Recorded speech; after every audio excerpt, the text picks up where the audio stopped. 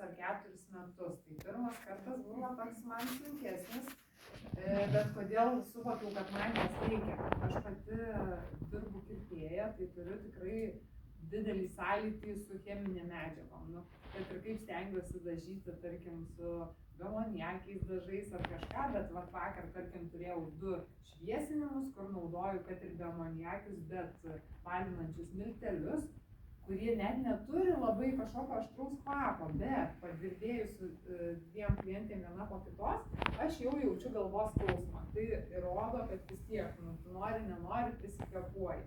Tai būtent ta detoksikacija man labiausiai turbūt ir buvo pirmiausia psichologinis momentas, kad man to reikia, kad būčiau sveika ir iš tikrųjų, kas man pirmiausia naudą davė tą, kad mažiau pradėjau sirgti visokiam peršalimo ligom. Reiškia, vis tiek kažkokie dalykiukai ten turėjo tam įtakos.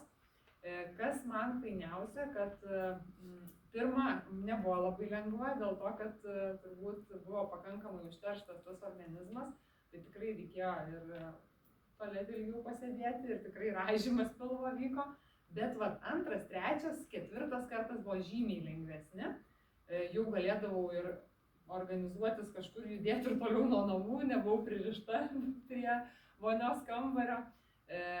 Labai fainas pojūtis po tų 3 dienų, kai tu pradedi ragauti įvairesnį maistą, man tas toks nerealus pojūtis ant tiek atsigauna skonio receptoriai, nežinau, skonius, poskonius visus ant tiek jauti, labai padeda matyti tas atsiribojimas nuo tų visų baltymų ir valgymas tik daržovių. Šiaip tikrai nėra sunki ta programa, nereikia badauti, nes tikrai valgom pakankamai daug, tų daržovių nieks neriboja.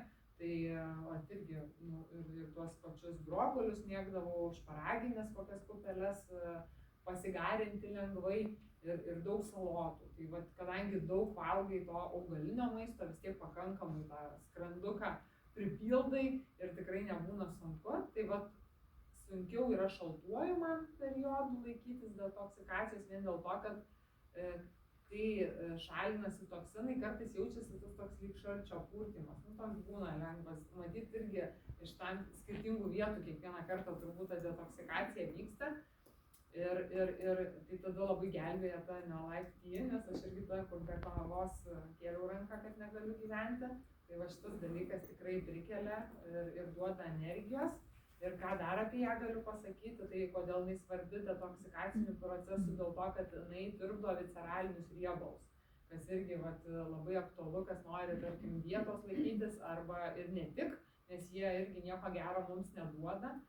Tai turbūt tiek norėjau pasidalinti, taip kad nėra tikrai sudėtinga ir verta, nes paskui tu jautiesi daug energingesnis.